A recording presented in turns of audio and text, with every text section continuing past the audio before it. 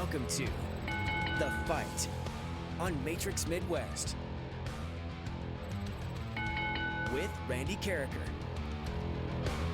Hi kids, welcome to the show. It is great to have you with us, and we have quite a show coming up. The best golfer in the world is going to be right here in St. Louis this week. Kurt Cignetti is back to taking shots, and we visit with friend of the show, Jay Delsing, getting ready for the BMW. But first, it's time for your quick hits, and they are sponsored by our friends at St. Luke's. And if the Saturday Josh Baez is the real deal and not the 0 for 5 with 3 strikeouts Sunday version, if he's a 30-homer, 850 OPS guy in the majors, think about what that would add to the Cardinal lineup. J.J. Weatherholt is going to be a solid leadoff hitter. Ivan Herrera gets on base and hits for occasional power. Career 782 OPS guy who was over 800 the last 2 years. Alec Burleson is a prototypical number 3 hitter in a good lineup on a good team, just needs to hit left-handers better. Then Jordan Walker, he should be an impact middle of the lineup bat. And then Baez hitting for power in the 5th spot and in front of a good hitting catcher like a Crooks or a Leo Bernal or a Rainiel Rodriguez. And then Nason Wynn. And then you have to come up with a third baseman and a center fielder. But a productive Baez would dramatically increase the length of this lineup. Now, the Cardinals did get a couple of potential hitters at the trade deadline.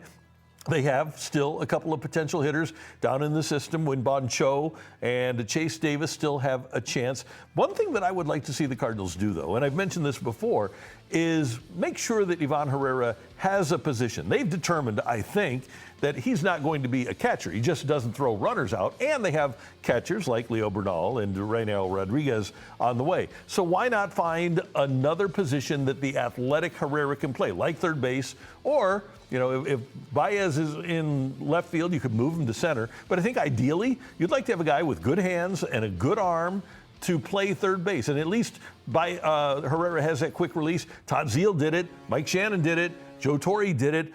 There's no doubt that Ivan Herrera could go over to play third and be good enough there with his bat to be a real key part of this lineup, and then you can find your designated hitter somewhere else. Ivan Herrera should not be a designated hitter. He should be playing a position with his athletic ability. Heading into the BMW Championship, Scotty Scheffler is the favorite to win the FedEx Cup, even though he didn't win a tournament in February or March or April or May or June or July.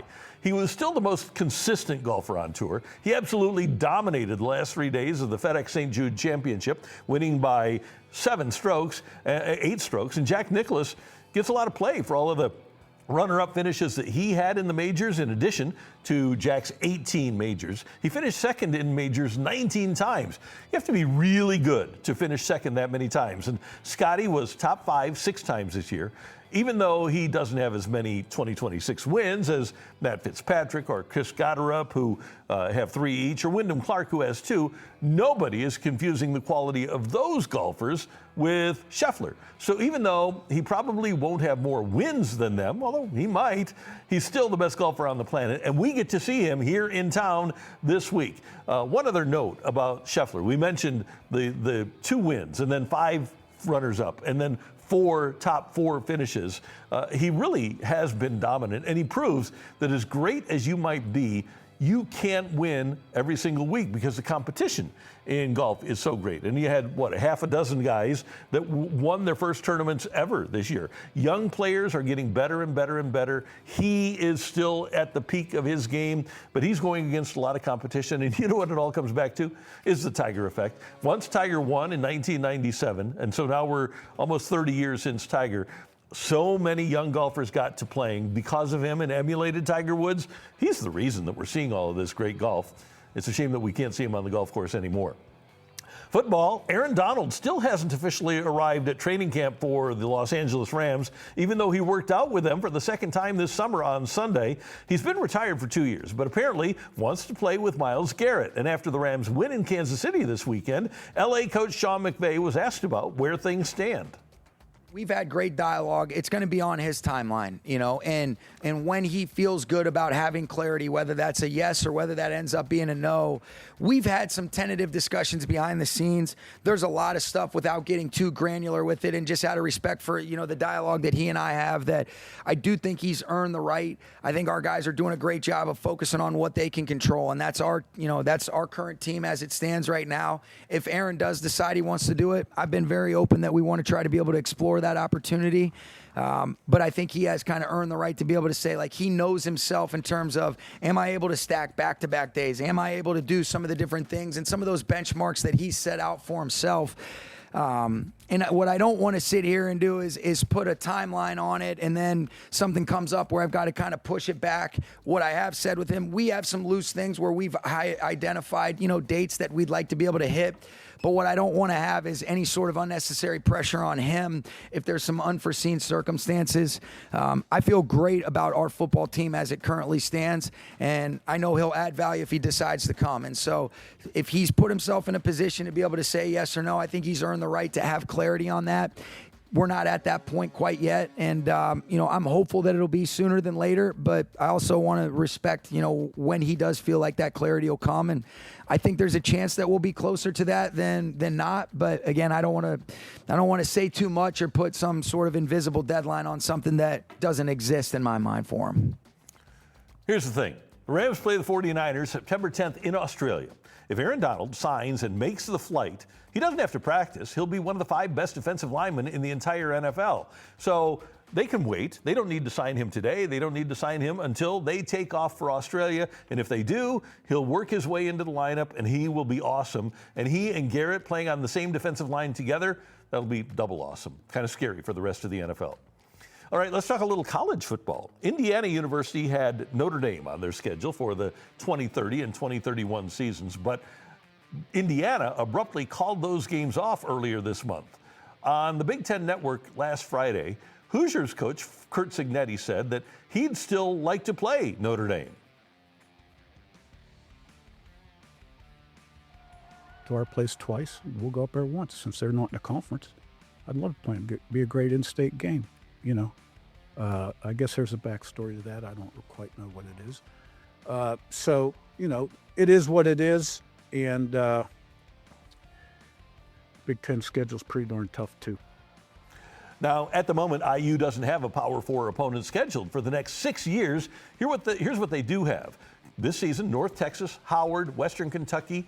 In 2027, Kennesaw State, Indiana State, and UMass. In 2028, Austin Peay, Eastern Michigan, Miami of Ohio. 29, Ball State, Eastern Michigan, Western Kentucky again. 2030, Indiana State, Delaware. 2032, they've got a game at UConn. Of course, SEC teams have to play a 9-game conference schedule now and have to play a Power 4 opponent every year. That certainly benefits the Big Ten in trying to make the college football playoff. Asked about Indiana's non-conference scheduling decisions, by the way, before the last season, Cignetti said, quote, "That was a scheduling philosophy that began before I was hired, but I did sign off on it upon being hired before our first season, okay?" He said, "We figured we would just adopt an SEC scheduling philosophy." So he kind of likes to troll the SEC a little bit. Good for him. Let's move to a sad story from baseball.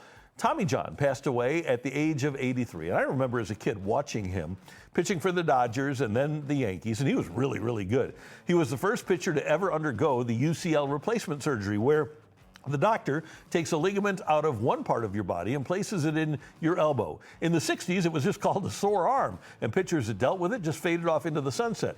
But when John decided to undergo the procedure, performed by Dr. Frank Jobe in Los Angeles, he missed the entire 1975 season, then returned to strong in 1976. He wound up pitching for 26 years in the majors, 13 of those after he had UCL surgery. Jobe was the pioneer, but Tommy John had to do the rehab. He had to come back to pitch, and the success rate for Tommy John surgery, which was thought to be 1 in 100 when he first had it, is now between 85 and 92%.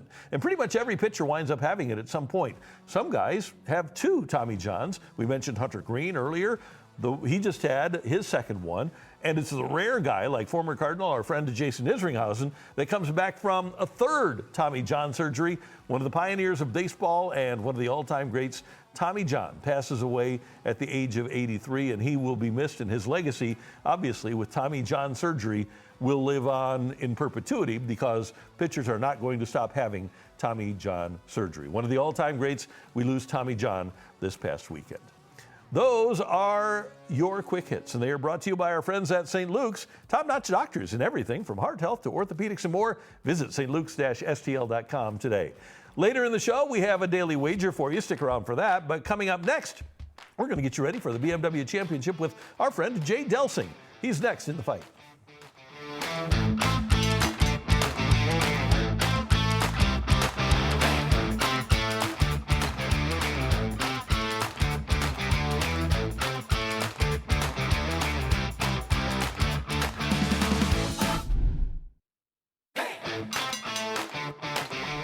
St. Louis has another premier sporting event coming up this weekend. It is the BMW Championship at Belle Reve Country Club, and we always like to talk before big golf events with our friend Jay Delsing, former PGA pro, who joins us now, and it's always good to see you. Jay, how you doing? Oh, Randy, doing well, man. Thanks for having me on the show, and congrats. The show is just getting bigger and better all the time. Thank you very much. We're excited about where we're headed in the future. All right, I'm excited about going back to last Saturday. You're playing in an Evans Scholarship event, and by the way, the BMW Championship benefits Evans Scholars. And tell us what happened on the 16th hole. Well, I was playing, Randy, with the head of Justin Shari. He's the head of BMW North America, and I made a hole-in-one on 16, and they had this beautiful BMW, parked to the left of the green, and we walked up to the green and pulled the ball out of the hole. And I said, gosh, just that green, I don't really love that green. You think you can give me one in blue? And he comes up and he gives me a big hug, and he says, dude, I can't give you a card. And I said, I know.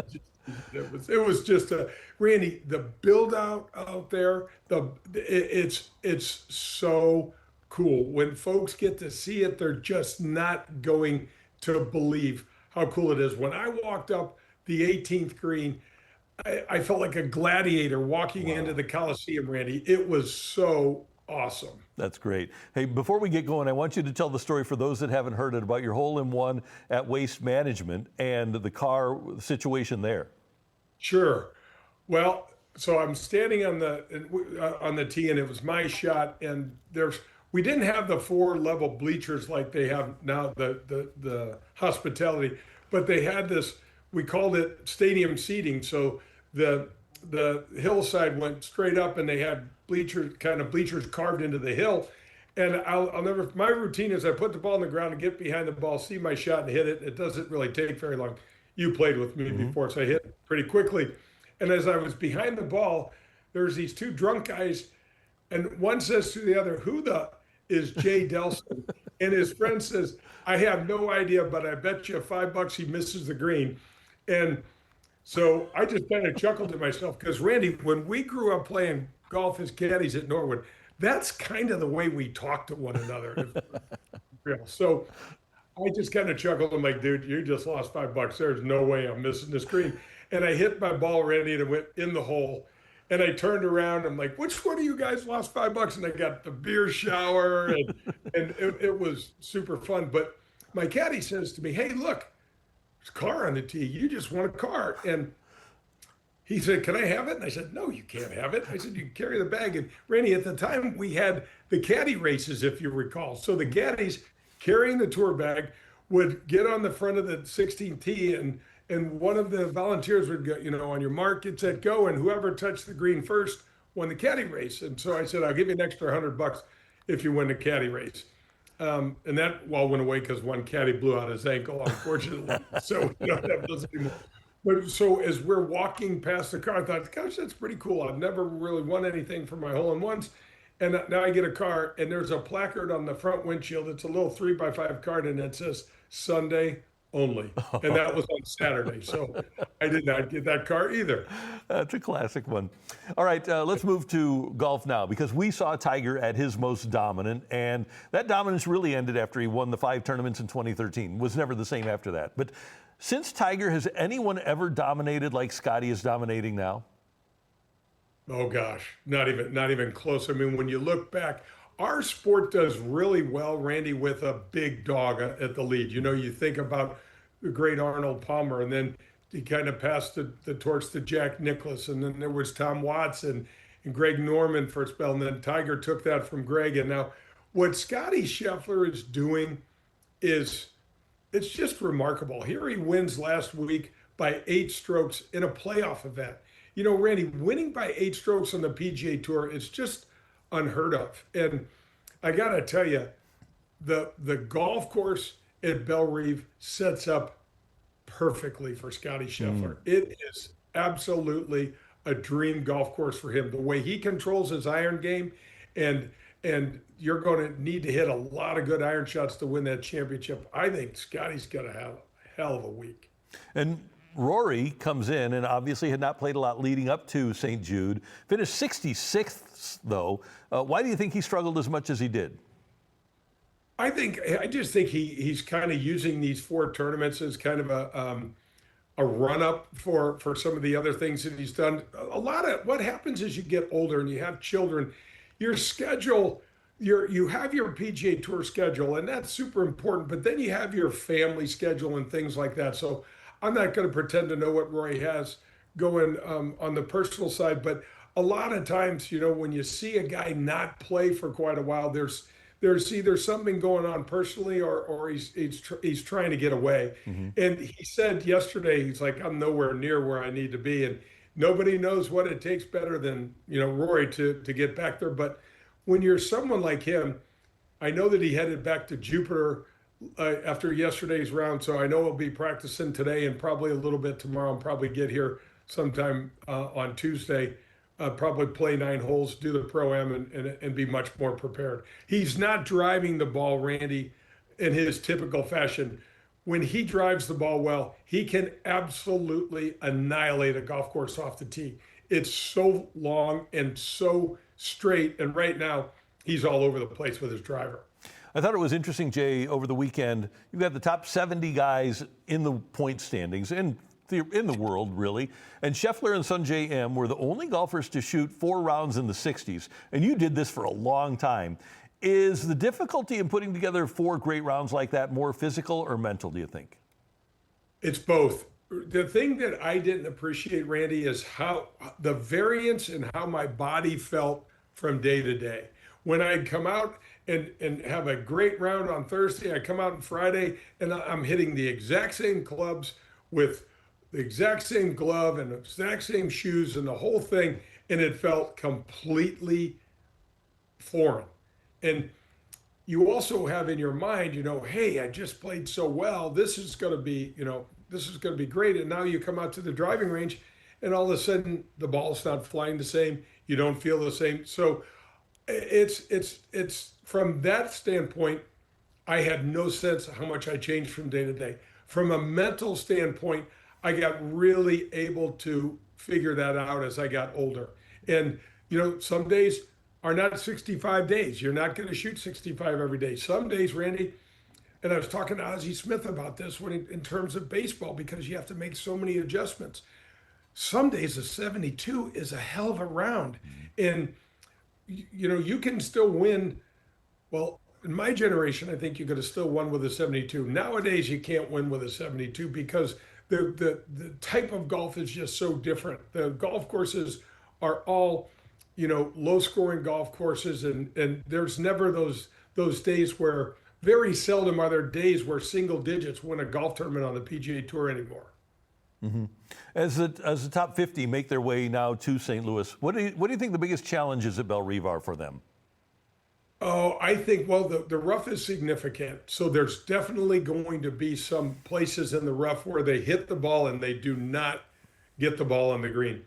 The way that Bellerive has been redesigned, the greens are quadranted, Randy. So there's areas that you're going to have to hit your shots to. much like a TPC, say in Jacksonville. So there's going to be ways to get your ball close to the flagstick without necessarily going straight at the flagstick, if you know what I mean, by using some of the slopes that Jones has created out there. And that's the person that controls his iron game. You're going to still have to drive the ball great. This is going to sound insane, but Bellerive playing just under 7,500 yards is not going to be a long golf course for today's modern player. It's not. So what you're going to have is guys that are going to drive it well. You don't have to be incredibly long, which fits Scotty to a T, but you got to hit those irons well. And then, like anything else, you always have to putt well. So Scotty's been one of the few players in the world that can putt okay and still win a title on the PGA Tour, which is insane to me. As we look ahead in the sport, I've loved, as you know, Sam Burns' game for a long time. What do you think he needs to do to take that next step? Keep going. He's a bouncer to away, Randy, from winning a major championship. He's a proven winner on the PGA Tour. He probably has the moniker of the best player not to have won on the PGA Tour. And so, which is something that was made up when I was a kid playing, and I never really understood it. But it just means you can really look forward to this kid winning a major championship, and it's probably sooner than later. I was a little surprised that Sam didn't have a better Sunday, last week playing head-to-head with Scotty. They're very, very close friends. And, that's just how challenging and difficult golf is. So I don't think he needs to change anything, Randy. He just needs to stay vigilant. And, sometimes, Rand, you just have to keep running your head into the wall and know that wall's going to give in every once in a while. One of the great things about having a big event and having an occasional big event is the big crowd. Some of the regular tour events don't draw every single year. Is there an energy level that a big crowd provides that maybe doesn't exist at some tournaments where there aren't a ton of people? Oh, Randy, 100%. As a player, well, I'll just speak for myself.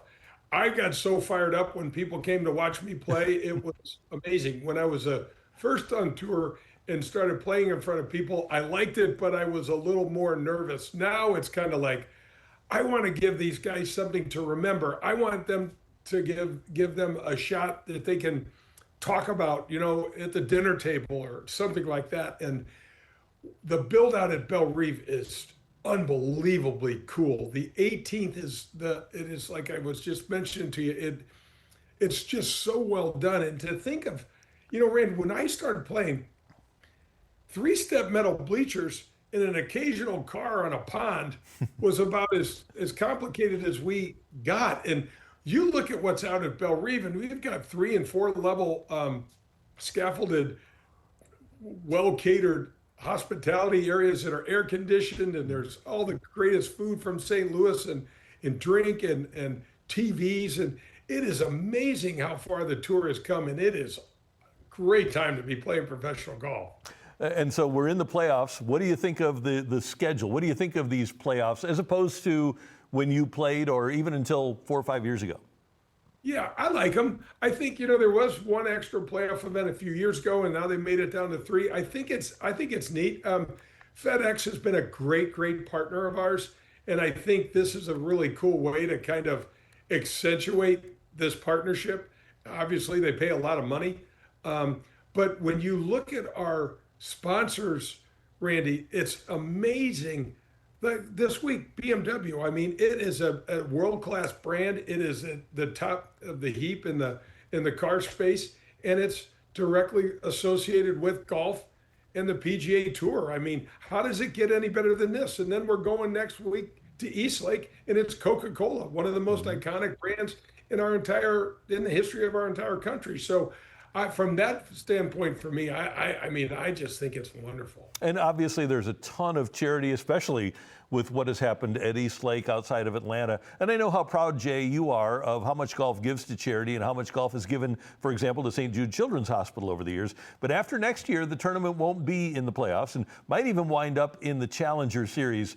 And the PGA Tour's contract with Memphis-based FedEx is up after next year, too. Can you untangle this? What's going to happen in 2028? And is FedEx going to still be around? And what will happen with this tournament? Randy, I would say if I hadn't known about my prior 30, 40 years of playing professional golf, I would say there's no way in hell we're ever going to lose our relationship with FedEx unless we, as the tour, does something really boneheaded. But Randy, we have walked away from Shell and Shell's Wonderful World of Golf that did those fantastic television shows with the greatest players of the game for 50 and 60 years. And we continue to move on from brands that I would say, as a business person, we shouldn't do that. But I don't know if I'm FedEx and I'm not going to be able to be part of this anymore. Where do I fit in, and what does that look like? And so, unfortunately, I'm not privy to that information anymore. But I would hate to lose FedEx in any way, shape, or form. They have been a phenomenal partner. And during the entire length of my career, which started in 1985, they've been wonderful. But I don't know, and it wouldn't surprise me, Randy, if we walked away and with the idea that, there's always a shinier apple somewhere down the road. And so far we've been able to find those things, but boy, I don't know if that number's, it seems like a finite number to me. I don't like it. I'm with you. And before we let you go, you're wearing your Stiefel shirt. The Stiefel Championship has been moved to October this year because it's part of the playoffs on the Champions Tour. And we talk about charity and how much that gives to St. Louis. That's a really big part of the St. Louis sports calendar now.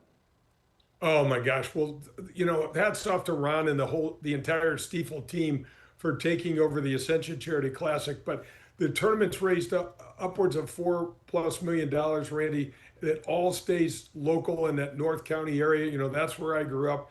It's now we're going to play in October. The golf course at Norwood is going to be unbelievable.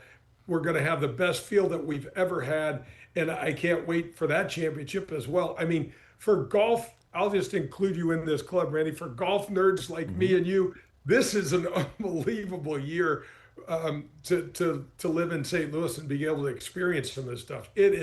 It checks all the boxes for me.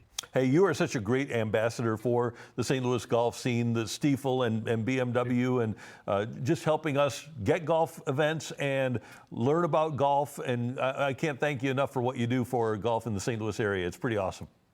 Oh, thank you. My pleasure. I love it. Jay, thanks so much for the time, and we'll see you out at Belle Reve. Yeah, look forward to it, Randy. Thanks for having me. Thank you. That is Jay Delsing with us. Great to have him here in the fight. Coming up in the list, we've got the best shots ever in the BMW Championship. Stick around. It's coming your way next in the fight.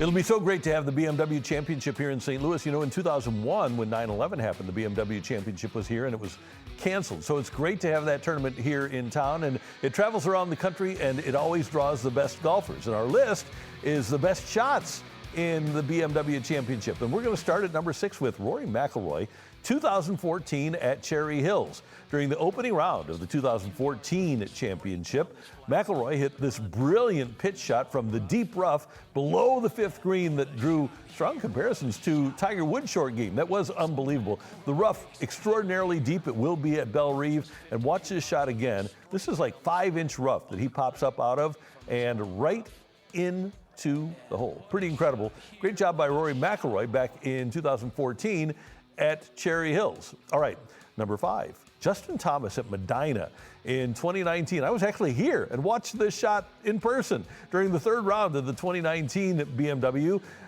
Justin Thomas holed out with an 8-iron from 181 yards on the 16th hole for an eagle here. An incredible shot that helped him shoot an 11 under 61 and set the course record. And that was on the heels, by the way, of about a 330-yard drive. And then, like I said, an 8-iron from 181. And he holes out and gets the eagle. An incredible shot. by Justin Thomas. We miss him being highly competitive on the PGA Tour because he's a great guy. He was so much fun to have at the PGA back in 2018, and he's a great golfer too. And by the way, is a guy that's really struggling in his game at the moment. All right, number 4, Jordan Spieth. His chip in the 3rd round in 2016 at Crooked Stick in Carmel, Indiana.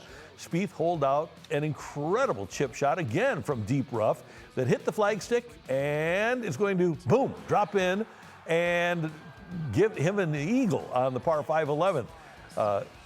He was sensational this day, and after chipping in from the rough and dropping that into the cup, he surged up the leaderboard and gave himself an opportunity to win at Crooked Stick. And man, that rough is just absolutely brutal. That's a shot that we'd all love to hit. All right, number 3. And let's talk a little bit about DJ at the 2020 BMW Championship at Olympia Fields in San Francisco. Dustin Johnson dramatically holding a winding downhill putt. Watch this thing. Back and forth and back and forth. Downhill, 45 yards, 72nd hole. And this forces a playoff. He finishes 4 under and forces a sudden death playoff with Jon Rahm. And we will see what Jon Rahm did coming up later on in this list. But watch this thing go a little right after going a little left, and then it's going to go back left from 45 feet, and it is going to drop in for Dustin Johnson. Wow. All right, let's move on to number 2. 2nd round, 2025, last year, outside Baltimore at Caves Valley in Owings Mills, Maryland. At the par 4 11th, Rory McIlroy took out a 3-wood and drove the green. This is from 294 yards off the tee, and look at where this ball lands with a 3-wood over the water and sets himself up for a great shot. Now, he faced a difficult chip back onto the putting surface and executed a spectacular recovery that rolled close to the pin, and then he got the birdie. And Colin Morikawa was his playing partner that day, and he rated McIlroy's recovery chip an 8.8 out of 10. The drive set up a crucial conversion, and McIlroy was able to card the birdie on the hole during his 4 under round of 66. All right, number 1. We saw the Dustin Johnson putt, but this is number 1. This is at the 2020 BMW, again at Olympia Fields. And Jon Rahm, watch this, from 66 feet away, and watch what the ball does. It is going to roll. You talk about a great read, and boom. And not only does he hit the putt, but it wins the tournament. A sudden death 18th hole putt like that wins the BMW Championship to defeat Dustin Johnson, who had made that amazing 45-footer moments earlier to send this thing into the playoff. How about that? An incredible shot by Jon Rahm to win in 2020. All right, and we've got a bonus for you here in the list, and this came in the 1st round of the 2015 championship. Jordan Spieth with a memorable hole-in-one using a 7-iron from 186 yards out at Conway Farms in Lake Forest, Illinois. And because of this ace, title sponsor, BMW, donated a full 4-year Evans Scholarship worth $100,000 to the Evans Scholars Foundation in Spieth's name. 186 yards, did it in Illinois, and came away with the hole-in-one. Didn't come away with a victory, but man, what a shot that was. And it also provided somebody with a $100,000 scholarship. Thank you, Jordan Spieth. That's scholarship, by the way, in his name. That is the list. Those are the best shots ever at the BMW Championship. Next up, we've got a daily wager for you here in The Fight.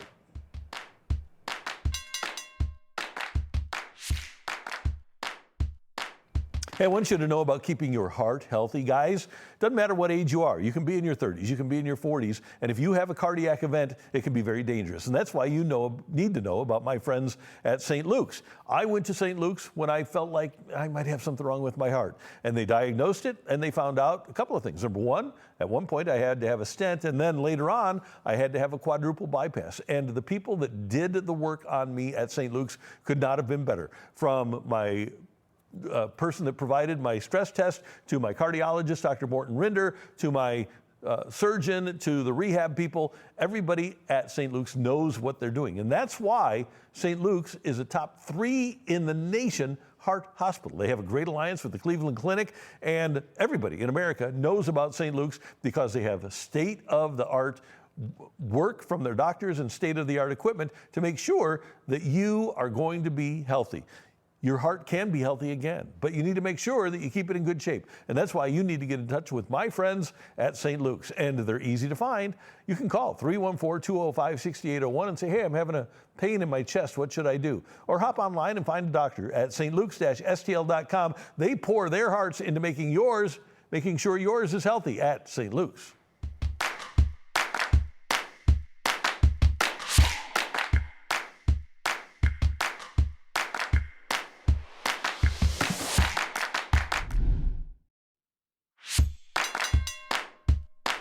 All right, time for our daily wager. And yes, we're going to be a little bit out of the box here because we are going to put a wager down on an NFL preseason game. But here's my reasoning. You've got the Houston Texans hosting the Vegas Raiders on Thursday night, okay? That game is on ESPN. And neither of these teams are going to be great offensively anyway, but especially with the players that aren't going to be there in September, they aren't going to be great. So you've got an over-under here of 37.5. So is somebody going to win this game 20-17? Maybe, but not by much more than that. So 37.5 is a nice over-under. I'm going to take the under on this one. And what we will do is we'll put $100 on. And you remember the rule, kids. You can't go wrong making a profit. So we'll put $100 down. There we go, and we will find out how much we're going to make here. Our payout's going to be $190.90. So we put 100 down, and we make 90 because that game goes under. Now, you have to gamble responsibly, right? But that's what we're doing here. This is a great way to just make a profit. Bet the under Thursday night, Vegas Raiders at Houston Texans. That is your daily wager. All right, coming up, we've got today's fun fact, we've got story time with Uncle Randy, and we've got this date in sports history. Stick around for that.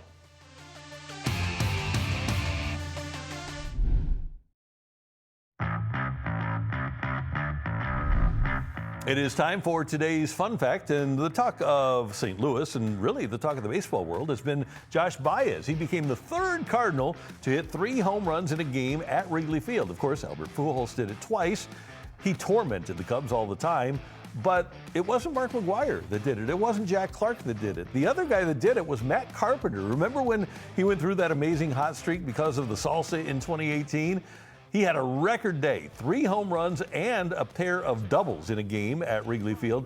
He was hot, as hot as he could possibly be, and he was unbelievable. And not only was he hitting home runs, but these were like monster home runs. Matt had it going at that point, and he nearly set a record because not only was he just one of 3 Cardinals on 4 occasions that have hit 3 home runs in one game at Wrigley Field, but Carpenter had 16 total bases that day, and that's tied with Mark Whitten for the most in a game in Cardinal history, tied for 6th in MLB history.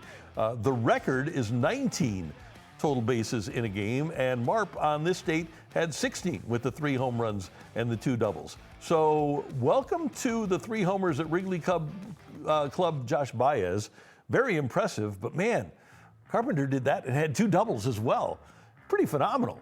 And what a streak he was on, and then Albert just kind of did that thing all the time. I hope that we appreciate it. I know that I didn't, because we just got used to the greatness of Albert Pujols when he was playing. And when he came back, I certainly did appreciate and savor everything going toward 700. But he'd hit 3 home runs in a game at Wrigley Field, and I'd say, oh, Albert Pujols hit 3 home runs in a game at Wrigley Field. I really didn't devour it as much as I should have, because he was absolutely unbelievable. And when we get those sorts of things to happen, and maybe Josh Baez will be something close to that, we'll never get another Albert Pujols, but we should really savor it when it does happen. All right, time for story time with Uncle Randy, and Director Tyler is going to spin a wheel, and we are going to come up with not only a decade from my sports fandom, but we're also going to come up with a sport, and then I will give you a little bit of a story, and it looks like we're going to go into the 2000s, and we've got a little 2000s basketball. Okay, so one of my favorite guys ever at the University of Missouri was Mike Anderson. I loved Mike Anderson as the coach, and I didn't blame him when he decided, you know what, I want to go back home and coach Arkansas. In fact, I felt bad for him that it didn't work out at Arkansas. But he had things rolling at Mizzou, and actually got them as close as anybody else to a Final Four in 2009 when they went to the Elite Eight against UConn. And Mizzou's team that year was just so well coached. And obviously, they had a ton of talent, and they really did make us proud with the run that they had. And I thought they had a chance to beat UConn. But unfortunately, on that day, and that was the one of the UConn teams that went on to win a championship, but Mizzou just couldn't hang on during the NCAA tournament in 2009.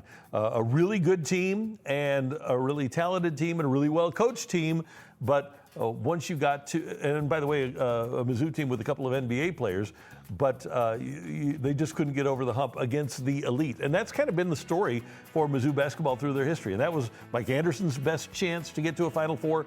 And among Mizzou's best chances to get to a Final Four was that 2009 Elite Eight team that played against the UConn Huskies and fell short.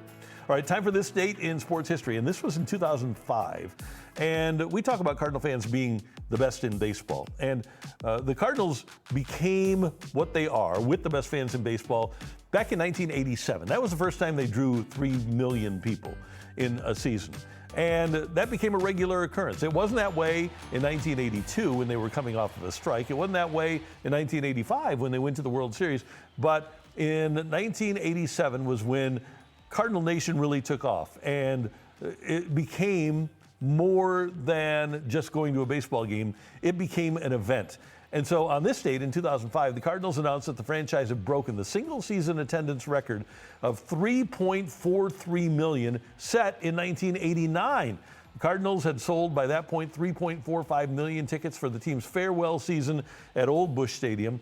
And oh, by the way, because of the limitations in terms of capacity at the current Busch Stadium, it's going to be really hard for the Cardinals to ever get to that level again where they can sell 3.45 or 3.46 million tickets. It just is something that was really unusual. But going back to 1987, Peter Ueberroth, the commissioner of baseball at the time, came into town and talked about how St. Louis, a market of 2.8 million people, drawing more than 3 million was a miracle of sport.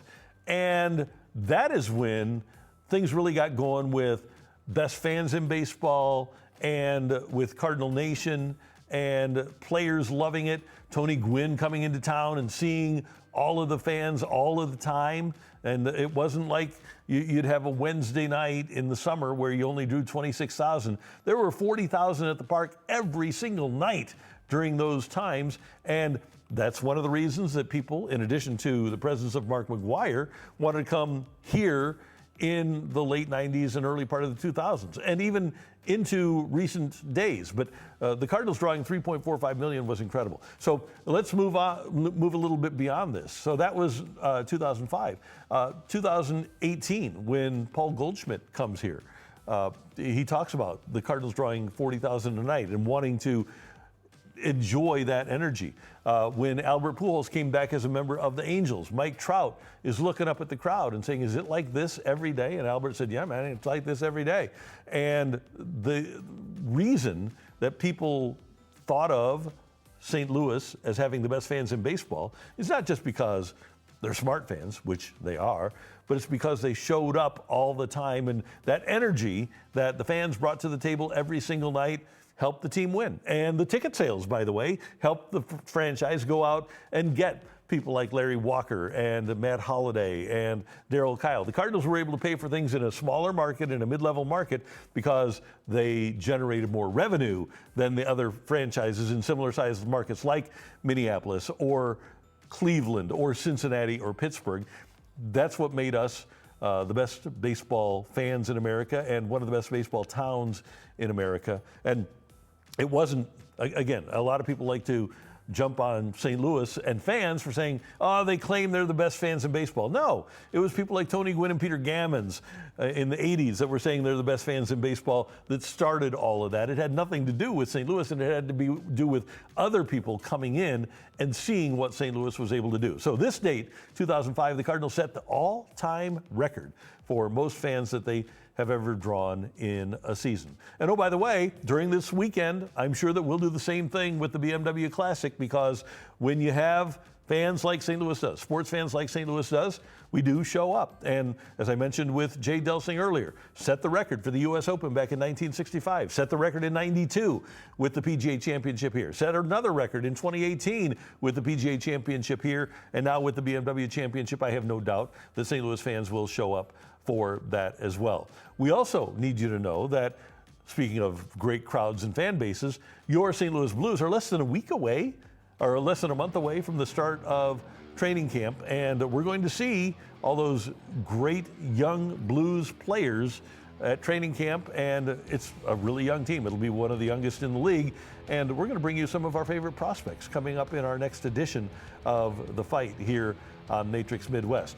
We also want you to know that we've got cool things happening here at the station. Number one, you can tell your friends about Cardinals Fastball. It's a 1-hour condensed version of the previous day's Cardinal game, and it's every day here on Matrix Midwest at noon and 4 p.m., and it's highly produced. You get a chance to hear Chip, you get a chance to hear Brad or Mark, and for example, the Saturday game that was on Cardinals TV, an opportunity to see that in an hour condensed version after it was over. And then right after the 4 o'clock showing, we have The Fight with Randy Carricker every day at 5, replayed at 10, and then at 7 the next morning. And we want you to be a part of that.